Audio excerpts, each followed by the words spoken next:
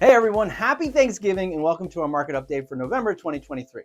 Let's start out with some great news. Inflation numbers were recently reported at 3.2%. This is a huge decrease from the high of 9.1% last year, which caused the government to raise interest rates and slow down inflation, and now should lead to a decrease in mortgage rates as well.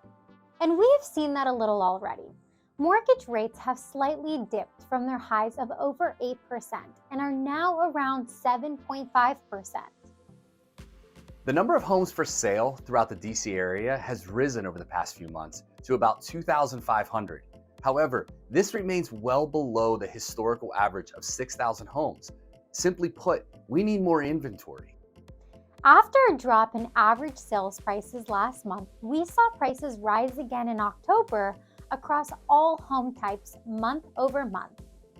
However, the number of new homes coming on the market remains low, so we should continue to see a tight market until we see much more inventory come on the market. The number of closed sales has declined slightly since last month, but at a much lower rate than the month prior. Continuing its trend from last month, the average sales price compared to the original list price ratio in October has declined to 99.5%. This means on average, homes are selling below the listing price, making it a little more advantageous for buyers to get a good deal on their home. Even with higher interest rates, people are still looking for homes.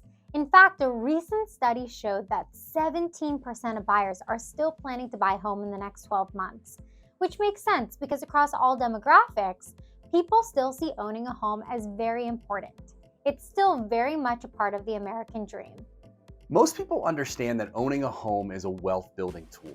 In fact, the gap in net worth between owners and renters has more than doubled in the past 14 years.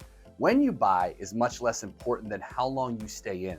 If you own a home for 30 years, you will have a valuable asset with no payment instead of no asset with a large rent payment.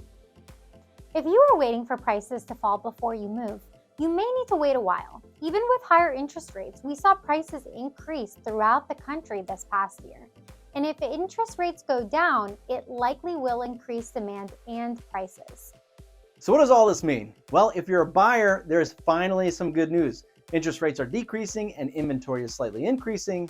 With prices continuing to rise though, I recommend actively searching before demand increases and potentially pushes prices even higher. Now, if interest rates go down in the future, you can always refinance.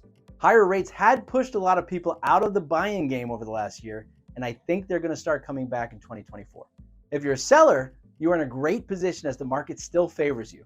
I would recommend you sell when you're ready, without worrying too much about interest rates. Demand for homes is still high, particularly for single-family homes and townhouses, and we don't see that leveling off too much over the next 2 quarters. Now, if you're an investor, it's hard to borrow money right now while turning a profit on a real estate investment as a buy and hold. Now, flips can still do well, but you just have to be very careful with how long you hold the property and how much you put in. But demand is still strong. We have helped several clients renovate and sell properties recently and can guide you through the process of doing that if you're interested. But there are tons of factors to consider when you're looking at buying or selling a home, and each person's circumstances are different. So if you're thinking about moving or investing in real estate, give us a call. We'll set up a time to talk to you so we can advise you on the next best steps.